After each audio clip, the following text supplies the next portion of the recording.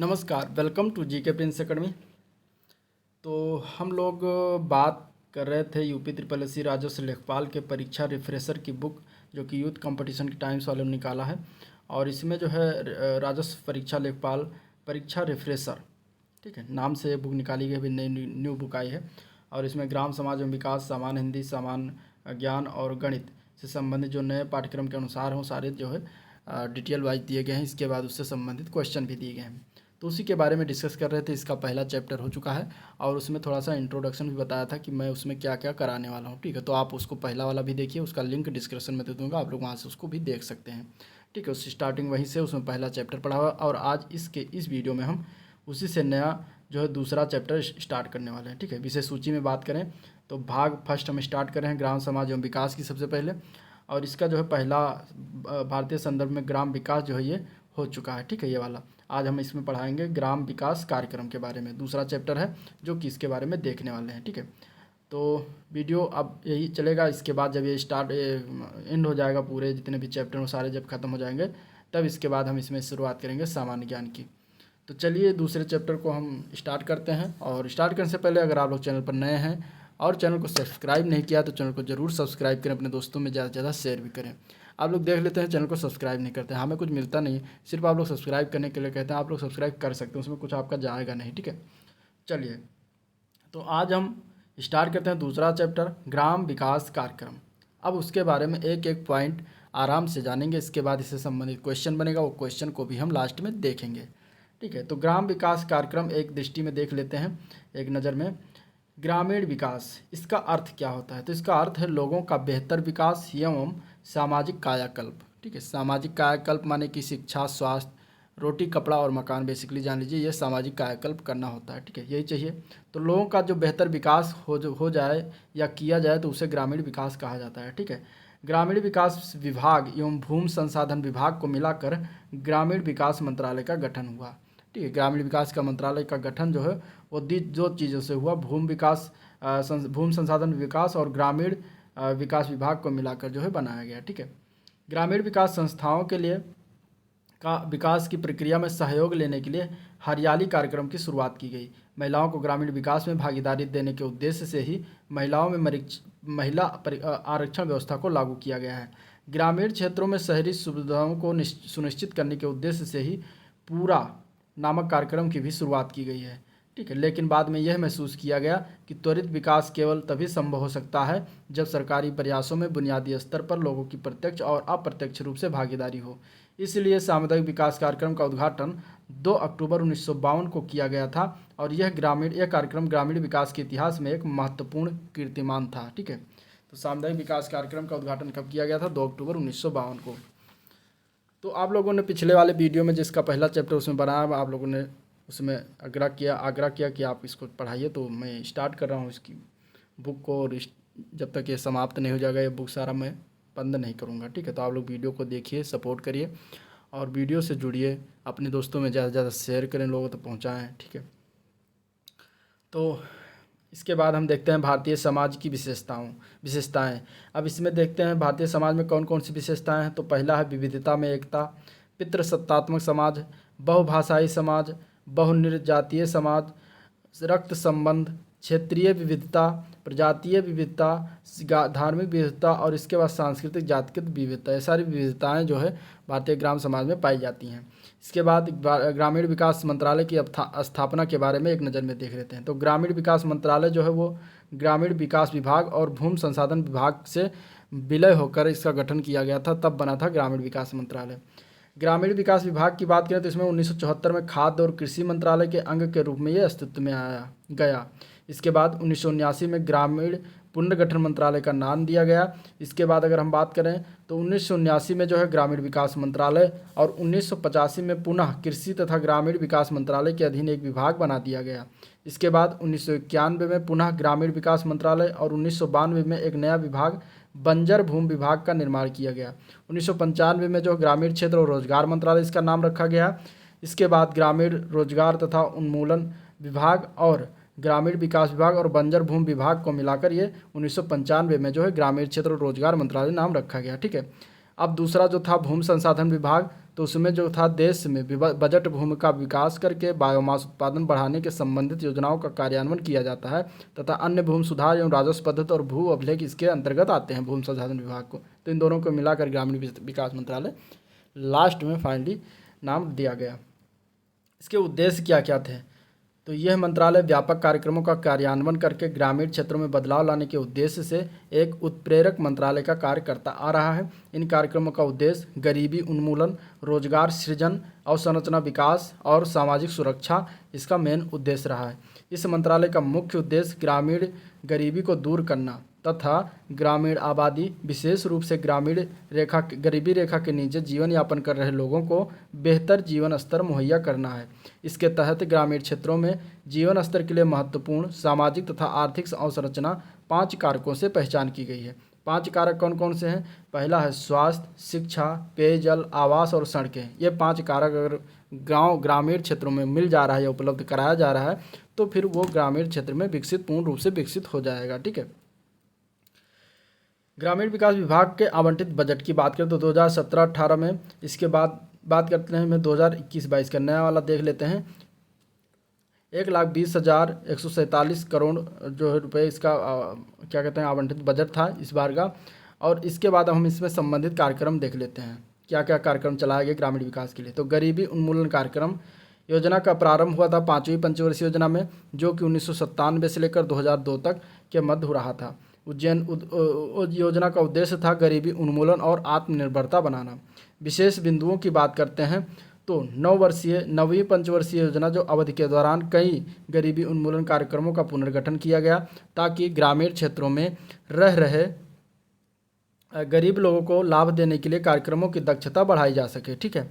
इसके बाद एकीकृत ग्रामीण विकास कार्यक्रम, जिसको IRDP शॉर्ट फॉर्म में कहा गया, ग्रामीण क्षेत्रों में महिला बाल विकास कार्यक्रम, ग्रामीण दस्तकारों को बेहतर औजारों की आपूर्ति से संबंधित कार्यक्रम यानी कि SITRA, और इसके बाद स्वरोजगार के लिए ग्रामीण युवाओं के प्रशिक्षण से संबद्ध कार्यक्रम, जिसको TRYSEM कहा गया। इसके बाद गंगा कल्याण योजना, जिसको GKY कहा गया 1997 में।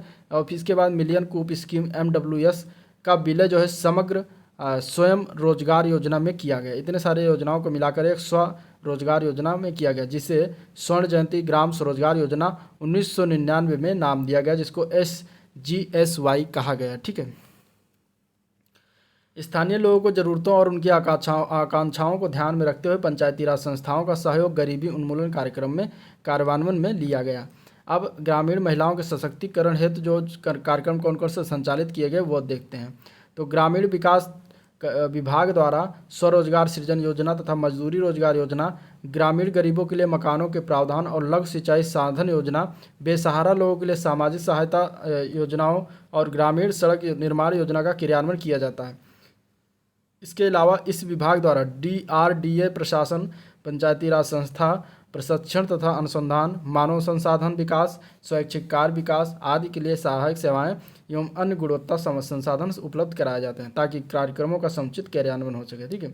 अब केंद्र तथा प्रदेश सरकार द्वारा संचालित मुख्य ग्राम कार्यक्रम इस तरीके से हैं, जो इसको देख लेते हैं। पहला, इंदिरा गांधी राष्ट्रीय वृद्धावस्था पेंशन योजना। इसकी शुरुआत हुई 1995 में। इसमें लाभार्थी थे गरीबी रेखा से नीचे जीवन यापन करने वाले 60 वर्ष से अधिक उम्र के व्यक्ति इससे लाभान्वित थे। लाभ क्या मिलता था इसमें? तो 400 रुपये प्रति व्यक्ति प्रति माह 60 से 80 वर्ष तक का। ठीक। इसके बाद 500 रुपये प्रति व्यक्ति प्रति माह जो है 80 वर्ष से अधिक वालों को इससे लाभ दिया जाता था।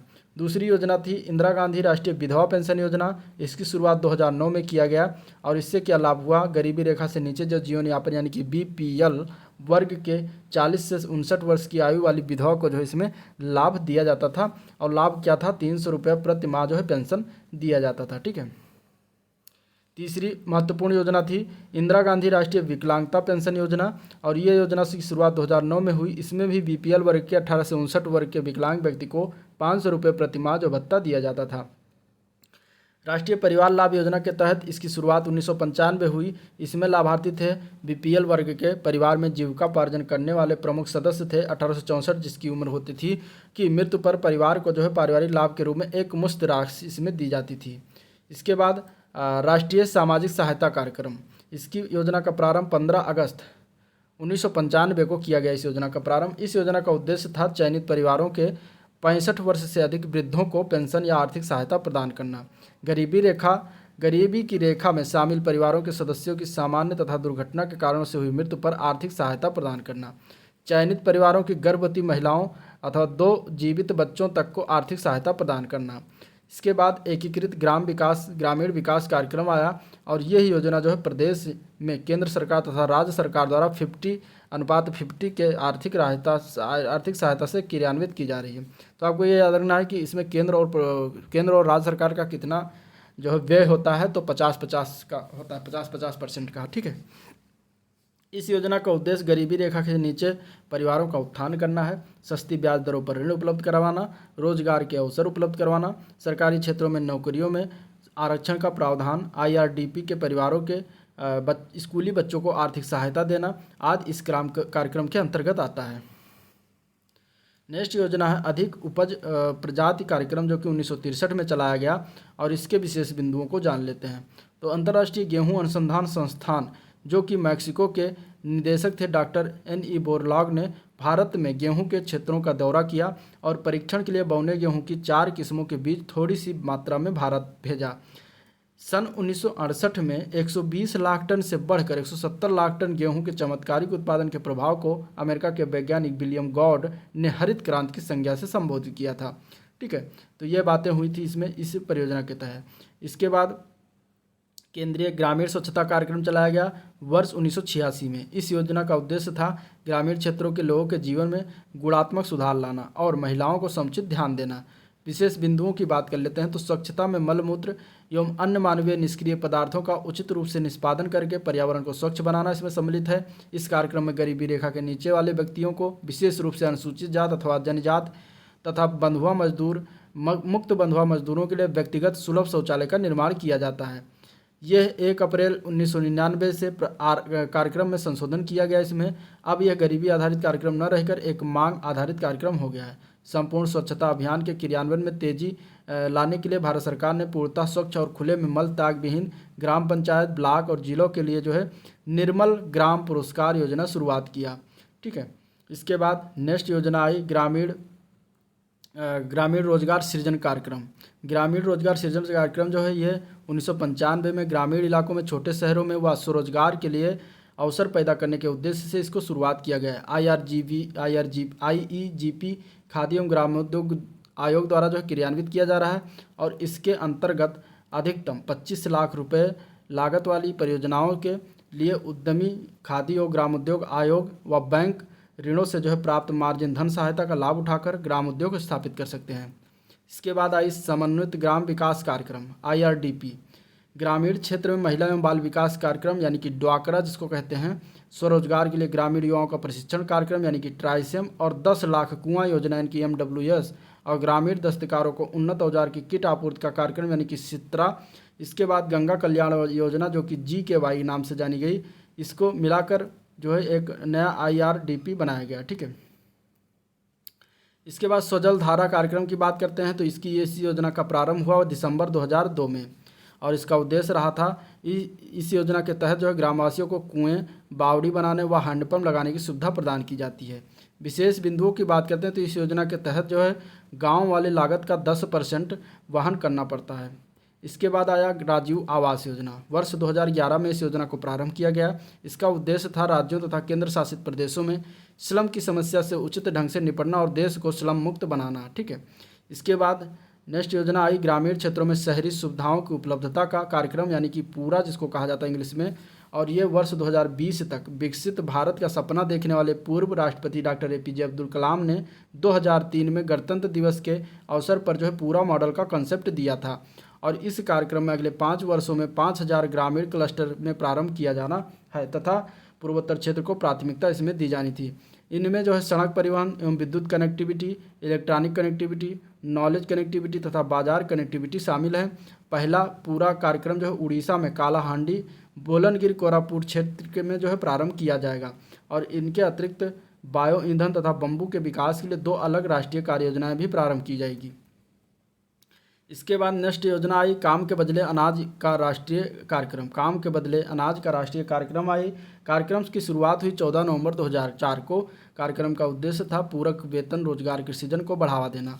ठीक है, विशेष बिंदुओं की बात करते हैं तो यह कार्यक्रम सभी ग्रामीण गरीबों के लिए जिन्हें वेतन रोजगार की ज़रूरत है और जो शारीरिक अकुशल श्रम करना चाहते हैं। यह कार्यक्रम 100% केंद्रीय प्रायोजित योजना के रूप में कार्यान्वित किया जा रहा है और राज्यों को खाद्यान्न मुफ्त में मुहैया कराया जाता है। इसके बाद SC/ST कल्याण कार्यक्रम चलाया गया। उत्तर प्रदेश ने SC/ST के लिए समाज कल्याण विभाग की स्थापना 1965 में की और इसके तहत क्या क्या आते हैं ये देख लेते हैं। इसके तहत आता है छात्रवृत्ति योजना, बुक बैंक योजना, प्राथमिक पाठशालाओं को अनुदान, राजकीय आश्रम पद्धति में विद्यालय और छात्रावास की स्थापना करना इसके तहत आता है। इसके अन्य प्रमुख बिंदुओं की बात करते हैं तो प्रदेश सरकार ने SC/ST के लिए जो है 23% आरक्षण का प्रावधान किया है। केंद्र सरकार द्वारा पारित कानून नागरिक संरक्षण अधिनियम 1995 तथा SC/ST अत्याचार अधिनियम 1989 पूरे राष्ट्र में लागू किया गया। राज्य विधानसभा में SC/ST के लिए 89 सीटें आरक्षित की गई। SC/ST व अन्य निर्बल वर्गों के लिए विविध रोजगारपरक योजनाओं को बनाने एवं उनको क्रियान्वयन के लिए इसमें मुख्य उद्देश्य रहा था। इसके बाद पिछड़ा वर्ग OBC कल्याण कार्यक्रम आया। उत्तर प्रदेश में कुल आबादी का 54% OBC हैं। 2 अगस्त 1995 को उत्तर प्रदेश पिछड़ा वर्ग कल्याण विभाग की स्थापना की गई। 1993 में राज्य पिछड़ा वर्ग आयोग का गठन हुआ। संरचना में इसका अध्यक्ष होता है और 2 अध्यक्ष तथा 17 सदस्य होते हैं, जो अध्यक्ष को राज्यमंत्री का दर्जा प्राप्त होता है और इनके लिए 27% आरक्षण की व्यवस्था की गई। इसके बाद नेक्स्ट योजना है इंदिरा आवास योजना, जिसको IAY के नाम से जानते हैं और इसका प्रारंभ हुआ 1985-86 में। इसका उद्देश्य था गरीबी रेखा के नीचे जीवन यापन करने वाले अनुसूचित जातियों, जनजातियों एवं बंधुआ मजदूरी करने से मुक्त किए हुए परिवारों को मुफ्त आवास उपलब्ध कराना। ठीक है, विशेष बिंदु की बात करते हैं केंद्र शासित प्रदेशों में इस योजना के लिए केंद्र सरकार 100% वित्त पोषण करती थी, परंतु राज्यों को दी जाने वाली वित्तीय सहायता का अनुमान जो है 60:40 का था, जबकि पूर्वोत्तर राज्यों में यह अनुमान 90:10 का था। तो आपको यह अनुपात जरूर याद रखना है इसमें। ठीक है, इंदिरा आवास योजना में। इसके बाद प्रधानमंत्री आवास योजना की बात करें तो यह पुनर्गठित एवं परिवर्तित नाम किया गया। 21 सितंबर 2016 को इंदिरा आवास योजना का नाम पुनर्गठन करके इसका नया नाम प्रधानमंत्री आवास योजना कर दिया गया था। इस योजना का लक्ष्य 2022 तक सभी को घर उपलब्ध कराना है। ठीक है, इसके बाद आया प्रधानमंत्री आवास योजना। प्रधानमंत्री आवास योजना जो आया ये इसका पुनर्गठन और परिवर्तित नाम किया गया। 21 सितंबर 2016 को इंदिरा आवास योजना का पुनर्गठन करके इसका नाम प्रधानमंत्री आवास योजना कर दिया गया। ठीक है, यही 2 बार लिखा है। आगे हम देखते हैं प्रधानमंत्री आवास योजना जो ग्रामीण आई वर्ष 2016 में प्रारंभ हुआ। यह योजना जो है ग्रामीण यानी कि PMAYG 31 मार्च 2019 तक बुनियादी सुविधाओं के 1 करोड़ पक्के घरों का निर्माण करना इसका उद्देश्य रहा था। प्रधानमंत्री ग्राम सड़क योजना की बात करें तो इसका शुभारंभ हुआ था 25 दिसंबर 2000 को। 2001 की जनगणना के आधार पर मैदानी क्षेत्रों में 500 अथवा इससे अधिक जनसंख्या व नक्सल प्रभावित क्षेत्रों में 250 तक की आबादी वाले गाँव को पक्की सड़क से जोड़ना इसका उद्देश्य रहा था। इसके बाद श्यामा प्रसाद मुखर्जी रूर्बन मिशन और ये इसका प्रारंभ हुआ 16 सितंबर 2015 को। इसका उद्देश्य था श्यामा प्रसाद मुखर्जी रूर्बन मिशन के तहत स्मार्ट ग्रामों के समूह सभी राज्यों या संघीय क्षेत्रों में विकसित किए जाएंगे। ठीक है, और इसमें जो है किए जाएंगे और इन समूहों में भौगोलिक रूप से संलग्न ऐसी ग्राम पंचायतों के क्षेत्र शामिल किए जाएंगे जिनकी समग्र जनसंख्या मैदानी और तटीय क्षेत्रों में लगभग 25,000 से लेकर 25,000 और मरुस्थलीय व जनजातीय क्षेत्रों में 5,000 से लेकर 15,000 तक होगी। इसके बाद प्रधानमंत्री आदर्श ग्राम योजना की बात करते हैं। ठीक है, प्रधानमंत्री आदर्श ग्राम योजना की शुरुआत हुआ था 2009-2010 में। ठीक है, 2009-2010 में इस योजना में जो भारत सरकार द्वारा 2011 की जनगणना के आधार पर 50% से अधिक अनुसूचित जाति की आबादी वाले ऐसे ग्रामों का चयन किया जाता है जिनकी आबादी 500 या उससे अधिक है, उनका एकीकृत विकास सुनिश्चित करना होता है। विशेष बिंदुओं की बात करें तो यह योजना 100% केंद्र द्वारा वित्त पोषित है। नेक्स्ट योजना आई सांसद आदर्श ग्राम योजना और ये इसका प्रारंभ प्रधानमंत्री ने सांसदों के नाम पर एक महत्वपूर्ण योजना सांसद आदर्श ग्राम योजना की घोषणा की। इस योजना की रूपरेखा 11 अक्टूबर 2014 को जयप्रकाश नारायण की जयंती पर प्रस्तुत की गई। ठीक है, इस योजना का उद्देश्य था इस योजना के अंतर्गत प्रत्येक सांसद और विधायक अपने निर्वाचन क्षेत्र में एक गांव को चुनेंगे और उसे आदर्श ग्राम बनाने की तथा उससे ग्राम में मूलभूत सुविधाओं की उपलब्धता को सुनिश्चित करने का प्रयास करेंगे। यह इसका उद्देश्य रहा था। ठीक है, फिर आया अगला जो है राजीव गांधी ग्रामीण विद्युतीकरण योजना। तो इसका प्रारंभ जो है अगले 5 वर्षों में देश के सभी गांव और वास स्थलों में विद्युतीकरण करने, सभी आवासों को विद्युत उपलब्ध कराने तथा निर्धनता रेखा से नीचे यानी कि बीपीएल के परिवारों को निःशुल्क विद्युत कनेक्शन उपलब्ध कराने के लक्ष्य के साथ डॉक्टर मनमोहन सिंह ने 4 अप्रैल 2005 को इसकी शुरुआत की थी। बंधक ऋण गारंटी योजना की बात करें तो योजना का प्रारंभ 2002-2003 में हुआ और इसका उद्देश्य ग्रामीण क्षेत्रों में आवासों की उपलब्धता बढ़ाना था। ठीक है। हरियाली योजना की बात करें तो इसकी शुरुआत हुई 27 जनवरी 2003 को। इसका उद्देश्य था जल संरक्षण के अतिरिक्त परियोजना के तहत ग्रामीण क्षेत्रों में लोगों को वृक्षारोपण के लिए प्रोत्साहित करना। ठीक है। तो ये बातें हो गई। नेक्स्ट योजना थी ग्रामीण आवास हेतु सब्सिडी ब्याज सब्सिडी योजना, जो कि 24 जनवरी 2017 को शुरुआत किया गया और इस योजना के तहत देश में ग्रामीण आवास योजनाओं को बढ़ावा देने हेतु ग्रामीण आवास योजना के लिए ब्याज सब्सिडी योजना की मंजूरी दी गई। विशेष बिंदुओं में बात करते हैं तो ये योजना के तहत जो है ऋण लेने वाले लाभार्थी को 2 लाख रुपए की ऋण राशि पर 3% ब्याज सब्सिडी प्रदान की जाएगी। इस योजना का क्रियान्वयन ग्रामीण आवास बैंक द्वारा किया गया है। इसके बाद आया राष्ट्रीय ग्रामीण पेयजल कार्यक्रम। तो राष्ट्रीय ग्रामीण पेयजल कार्यक्रम की बात करें तो इसका प्रारंभ वर्ष 1999 में 10 नवंबर 2017 को केंद्रीय मंत्रिमंडल ने इस कार्यक्रम को जारी रखने एवं इसकी पुनर्संरचना के लिए मंजूरी प्रदान की। इसका उद्देश्य की बात करें तो इस कार्यक्रम के अंतर्गत ग्रामीण जनसंख्या को गुणवत्तापूर्ण एवं स्वच्छ जल आपूर्ति उपलब्ध कराने की सुनिश्चित कराना है।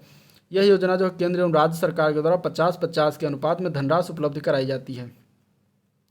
जल शक्ति अभियान, जो कि 1 जुलाई 2019 को स्टार्ट हुआ जल शक्ति अभियान, और इसका उद्देश्य था, इस योजना का उद्देश्य था वर्ष 2024 तक सभी लोगों को स्वच्छ जल आपूर्ति उपलब्ध कराना। और इसके अंतर्गत देश के 256 जिलों के सबसे अधिक जल संकट से प्रभावित 1592 ब्लॉकों पर विशेष ध्यान दिया जाएगा। इस अभियान के तहत 5 प्रमुख बिंदु निम्नवत हैं, उसको देख लेते हैं।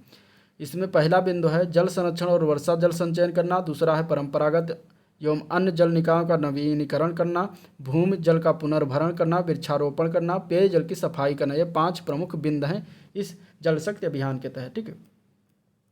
अगली योजना है पेयजल प्रौद्योगिकी मिशन, जो कि 1986 में राष्ट्रीय पेयजल प्रौद्योगिकी मिशन नामक योजना की शुरुआत हुई थी और इसे 1991 में राजीव गांधी राष्ट्रीय पेयजल मिशन नाम दे दिया गया था। ठीक है। चलिए नेक्स्ट योजना देखते हैं, जल जीवन मिशन। ठीक है। देखिए, जो 2015 के बाद वाली योजना है वो इम्पोर्टेंट, उनका कब शुरुआत हुआ, किसके द्वारा किया गया और उसका मूल लाभार्थी क्या, उसका उद्देश्य क्या, ये तो जानना बहुत ज़रूरी है। जब बाकी पुराने हैं तो उनको आप ये जान सकते हैं उनका कि शुरुआत कब हुआ था, बस उतना ही काफ़ी है। ठीक है। तो जल जीवन मिशन जल शक्ति मंत्रालय द्वारा क्रियान्वित जल जीवन मिशन की शुरुआत जो है 2019 में किया गया, इंपॉर्टेंट है। इस मिशन का लक्ष्य की बात करें तो 2024 तक कार्यात्मक घरेलू नल कनेक्शन के माध्यम से प्रत्येक ग्रामीण परिवार को प्रति व्यक्ति प्रतिदिन 55 लीटर जल आपूर्ति कराना इसका लक्ष्य है। इस योजना का वित्तीय साझाकरण की बात करें तो सामान्य राज्यों के लिए 50-50 है और केंद्र शासित प्रदेश के लिए 100% केंद्रीय व्यय निर्धारित है, जबकि हिमालयी और पूर्वोत्तर राज्यों के लिए 90-10 का वित्तीय अनुमान निर्धारित किया गया है। ठीक है। इसके बाद गोवा, तेलंगाना, अंडमान निकोबार द्वीप समूह और पुदुचेरी ने जो है ग्रामीण क्षेत्रों में 100% जल आपूर्ति सुनिश्चित भी कर लिया है। अगली योजना है रोशनी, जो कि आदिवासियों के लिए कौशल विकास योजना। ठीक है, रोशनी नाम दिया गया। इस योजना का प्रारंभ 7 जून 2013 को किया गया। इसका उद्देश्य था ग्रामीण विकास मंत्रालय ने 24 नक्सल प्रभावित जिलों में आदिवासी युवाओं को रोजगार प्रदान करने के लिए एक नई कौशल विकास योजना को बढ़ावा देना। प्रमुख बिंदुओं की बात करें तो इस योजना का नाम रोशनी है, जिसके तहत 10 से 35 वर्ष की आयु के लगभग 5000 युवाओं को 3 साल तक प्रशिक्षण और रोजगार उपलब्ध कराने का लक्ष्य रखा गया है। मंत्रालय के अनुसार इस योजना के लाभार्थियों में 50% केवल महिलाएं होंगी। ठीक है। यह योजना जो हिमायत परियोजना मॉडल पर आधारित है, जो जम्मू कश्मीर में शुरू किया गया था और पिछले 18 महीनों में सुकमा यानी कि छत्तीसगढ़, पश्चिम सिंहभूम यानी झारखंड जिले में शुरुआती तौर पर लागू किया गया है। अगली योजना है हृदय योजना, जिसको कहते हैं विरासत विकास और संवर्धन योजना। प्रारंभ हुआ 21 जनवरी 2015 को। ठीक है। उद्देश्य क्या था, देश की समृद्ध सांस्कृतिक विरासत की रक्षा और उसे पुनः जीवंत करना। विशेष बिंदुओं में बात करते हैं तो हृदय योजना जो है प्रारंभिक चरण में 12 शहरों की पहचान की गई, जिन्हें पुनः जीवंत और विकसित किया जाएगा। केंद्र सरकार इन 12 शहरों के विकास के लिए 500 करोड़ रुपये प्रदान करेगी। ठीक है। नेक्स्ट योजना है आम आदमी बीमा योजना। शुरुआत हुई थी 2 अक्टूबर 2007 को यह ग्रामीण परिवारों के लिए एक सामाजिक सुरक्षा योजना है। ठीक है। इसके बाद कुटीर ज्योति कार्यक्रम की बात करें तो इसका प्रारंभ 1988-89 में हुआ था। अनुसूचित जात और अनुसूचित जनजात सहित गरीबी रेखा के नीचे रहने वाले ग्रामीण परिवारों के जीवन स्तर में सुधार लाना। ठीक है। इसके बाद अगर हम बात करते हैं तो भारत में कुछ ग्राम विकास कार्यक्रम है। अब उसके बारे में पॉइंट टू पॉइंट देख लेते हैं। तो सबसे पहले कृषि विकास कार्यक्रम 50 के दशक के अंत और 60 के दशक के शुरू में खाद्यान्न की कमी से अधिक अन्न उपजाऊ अभियान को बल मिला। पर्वतीय क्षेत्र विकास कार्यक्रम एजेंसी पर्वतीय क्षेत्र विकास एजेंसी कार्यक्रम जो कि HADA 1972 में स्टार्ट किया गया। इसमें क्षेत्रीय संतुलन को कम से कम करना और पर्वतीय क्षेत्रों के प्राकृतिक संसाधनों और पारिस्थितिकीय एवं पर्यावरण विकास पर प्रबंध कर आर्थिक विकास की गति को तेज करना रहा। इसके बाद अगर हम बात करते हैं तो सूखा प्रवण क्षेत्र विकास कार्यक्रम जो कि DPAP 1973-74 में, और इसमें जो है ऐसी अस्थायी परिसंपत्तियों का निर्माण करना जिससे सूखा मजदूरी रोजगार की घोर कमी को कम किया जा सके। इसके बाद कमांड एरिया विकास कार्यक्रम की बात करें तो CADP जिसको कहते हैं, यह 1974 में लागू हुआ। सिंचाई की संभावनाओं का तीव्र और अधिकतम उपयोग कर कमजोर वर्गों पर जोर देते हुए कृषि फार्म विकास करना इसका उद्देश्य रहा था। लघु कृषक विकास एजेंसी 1973 में लागू हुआ। चुने गए पिछड़े क्षेत्रों के विशेष रूप से लघु और सीमांत किसान और खेतिहर मजदूरों की अधिक संख्या वाले क्षेत्रों में गरीबी को प्रत्यक्ष रूप से जो है दूर करने, उत्पादकता बढ़ाने और समुदाय के सबसे गरीब वर्गों के लिए उत्पादक संसाधनों और सेवाओं तक पहुंच कार्यक्रम पूर्ण रूप से भारत सरकार द्वारा वित्त पोषित था। ठीक है। नेक्स्ट योजना आई सीमांत किसान और खेतिहर मजदूर विकास एजेंसी 1975 में, और इसमें सीमांत किसान और खेतिहर मजदूरों पर अधिक ध्यान केंद्रित किया गया। ठीक है। स्वरोजगार में ग्रामीण युवाओं का प्रशिक्षण आया जिसको ट्राइसम कहा जाता है 1979 में। इसमें गरीब परिवारों की युवाओं को स्वरोजगार शुरू करने के लिए तकनीकी उद्यमशीलता संबंधी दक्षता प्रदान करना इसका योजना का मुख्य उद्देश्य रहा था। इसके बाद ग्रामीण कारीगरों का परिष्कृत और औजार किट की आपूर्ति 1992 में स्टार्ट किया गया योजना को। इसमें ग्रामीण कारीगरों के कार्य उत्पाद की गुणवत्ता में सुधार करना मेन उद्देश्य रहा था। गंगा कल्याण योजना GKY जिसको कहते हैं 1995 में चालू। इसमें IRDP के घटक के रूप में इस कार्यक्रम का लक्ष्य गहरे कुओं के लिए गरीबी रेखा से नीचे किसानों को सहायता प्रदान करना था। इसके बाद ग्रामीण रोजगार के लिए क्रैश योजना जो 1971 में आई। इसमें श्रम सघन कार्य और अस्थायी परिसंपत्तियों के निर्माण कर प्रत्येक वर्ष 350 जिलों में कृषि के मंदी समय के कम से कम 1000 खतिहर मजदूरों को रोजगार प्रदान करना उद्देश्य रहा था। इसके बाद प्रायोगिक गहन ग्रामीण रोजगार कार्यक्रम जो कि 1972 में है। इसमें परिसंपत्तियों के निर्माण कर अकुशल श्रमिकों के लिए अतिरिक्त रोजगार प्रदान करना इसका मेन उद्देश्य था। इसके बाद ग्रामीण रोजगार के लिए क्रेश योजना जो कि 1971 में आई। अभी इसको मैंने देखा। अब इसके बाद आगे देखते हैं राष्ट्रीय ग्रामीण रोजगार कार्यक्रम जो कि 1980 में आया, और ये FWP को फिर से तैयार किया गया। इसे 1980 में NREP के नाम दिया गया। ठीक है। इसका मुख्य उद्देश्य मजदूरी रोजगार प्रदान करना था। ठीक है। ग्रामीण भूमिहीन रोजगार गारंटी कार्यक्रम 1983 में, और इसमें जो है मंदी के मौसम में प्रत्येक परिवार को कम से कम एक सदस्य को 100 श्रम दिवसों का सुनिर्धारित रोजगार प्रदान करना जो कि आज के डेट में नरेगा में किया जाता है। इसके बाद 10 लाख कुओं की योजना आई 1998 में, और इसमें जो है ये भी एक RLGP का एक ही भाग था। ठीक है। इसमें बाद में JRY का एक भाग हो गया, और इसके अंतर्गत अनुसूचित जात और अनुसूचित जनजाति के लाभार्थियों को 100% आर्थिक सहायता से सिंचाई के लिए कुएँ प्रदान करना था।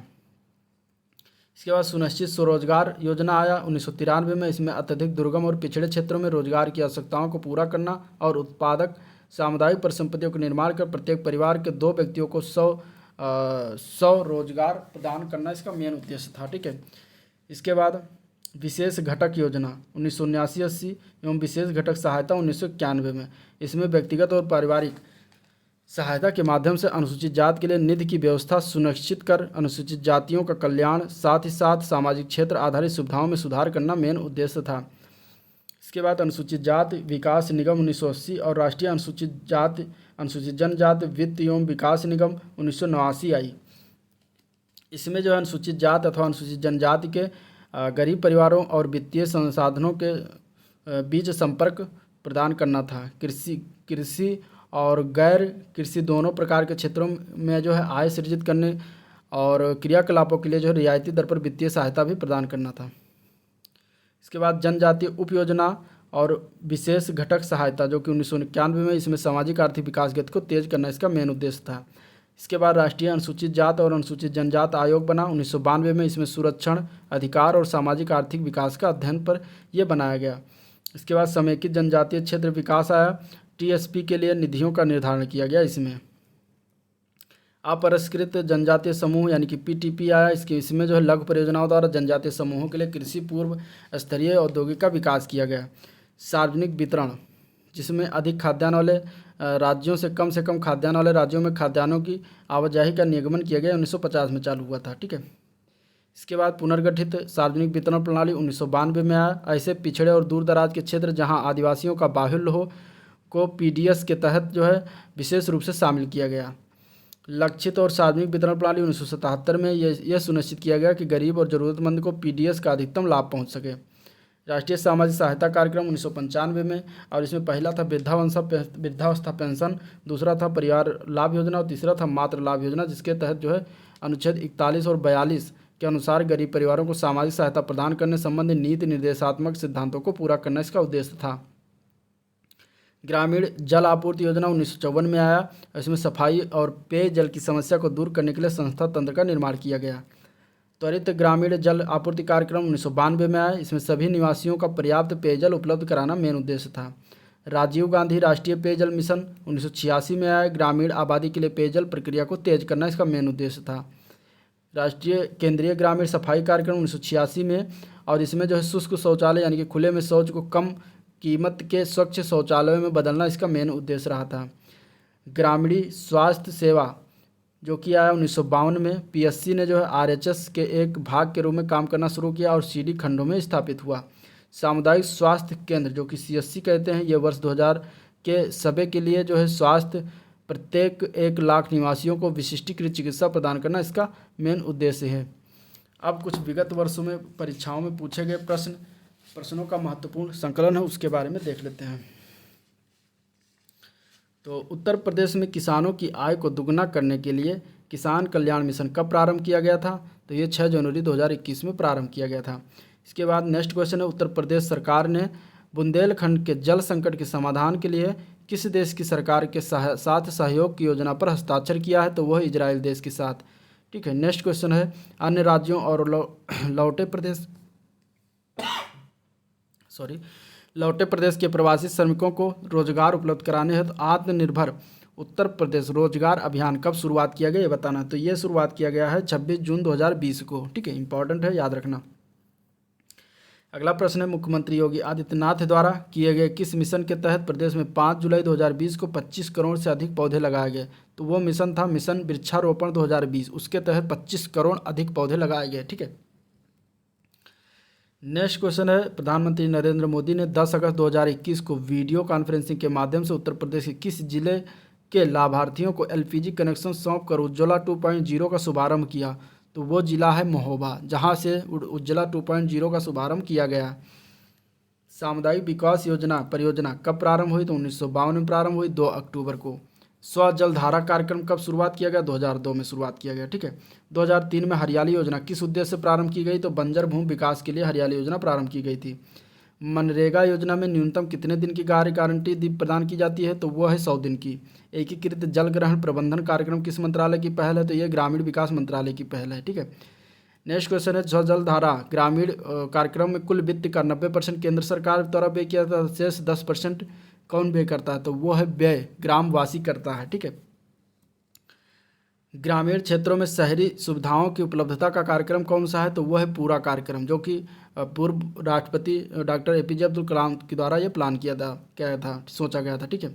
भारत गांव में बसता है, गांव के विकास के बिना देश का विकास नहीं हो सकता, ये कथन किसके द्वारा कहा गया? तो ये महात्मा गांधी जी द्वारा कहा गया है कथन।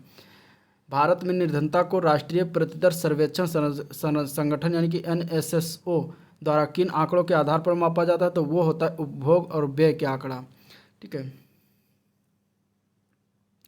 किस वर्ष काम के बदले अनाज कार्यक्रम को जो है पुनः संगठित कर राष्ट्रीय ग्रामीण रोजगार कार्यक्रम के रूप में प्रारंभ किया गया? तो वो है 1980। ठीक है। आंसर क्या हो जाएगा? 1980। जवाहर रोजगार योजना लेकिन JRY किस वर्ष शुरुआत की गई थी? तो 1985 में शुरुआत किया गया था। अनुसूचित जाति अथवा अनुसूचित जनजाति और अन्य गरीब परिवारों को निःशुल्क आवास देने के लिए 1985 में कौन सी योजना शुरुआत की गई थी? तो वह है इंदिरा आवास योजना। ऐसी योजनाएं जिनके कार्यान्वयन हेतु वित्त की व्यवस्था केंद्र तथा राज्य द्वारा मिलकर की जाती है, किस तरह की योजना कहलाती है? तो वो होती है केंद्र प्रायोजित योजना। ठीक है। और ऐसी योजनाएं जिनका कार्यान्वयन हेतु वित्त की व्यवस्था 100% केंद्र द्वारा वहन की जाती है वह किस प्रकार की योजनाएं कहलाती हैं? तो केंद्रीय क्षेत्र की योजनाएं कहलाती हैं। ट्रिकल डाउन प्रभाव जो है निम्न में से किससे संबंधित है? तो ट्रिकल डाउन प्रभाव जो ये है ये विकास और रोजगार के प्रसार से संबंधित है।